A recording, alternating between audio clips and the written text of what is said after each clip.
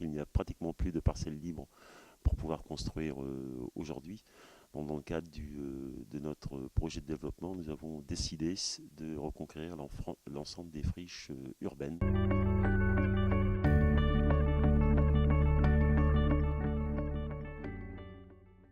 On va pouvoir construire à peu près plus de 150 logements, donc 150 nouvelles familles qui vont arriver sur un lieu. Il y avait une volonté forte au niveau de la ville de ne pas du tout empiéter sur l'espace agricole et de ne pas du tout empiéter sur les espaces naturels qui existent et qui sont riches.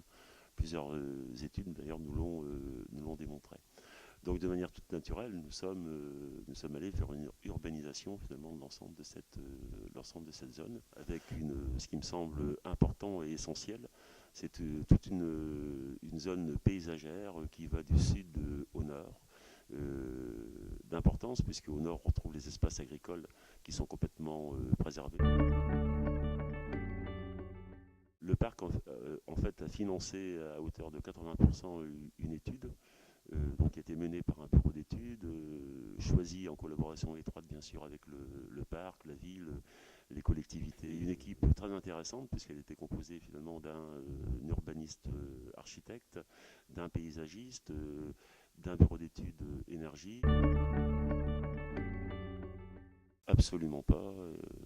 Je pense que dans le cadre de nos réflexions, on a mis en œuvre des choses parfois difficiles, mais que l'on a réussi à expliquer auprès des populations, à savoir des fenêtres paysagères, c'est-à-dire l'interdiction de construire sur certaines zones, ce qui n'est pas toujours simple. On a aussi introduit des espaces jardinisés. On n'a pas du tout mordu sur les espaces agricoles. Comment on arrive à donner une véritable image identitaire à un quartier avec des constructions qui sont différentes mais dont on sent finalement une certaine ligne architecturale. Les matériaux utilisés sont des matériaux dits de proximité. Hein. Maintenant, on peut faire venir des matériaux de Chine ou des pays de l'Est ou d'Autriche. Moi, j'estime qu'à ce moment, si on veut rester finalement dans la philosophie de la charte du parc, il faut absolument construire avec des matériaux tout au moins de la région Nord-Pas-de-Calais ou de la région de nos amis belges.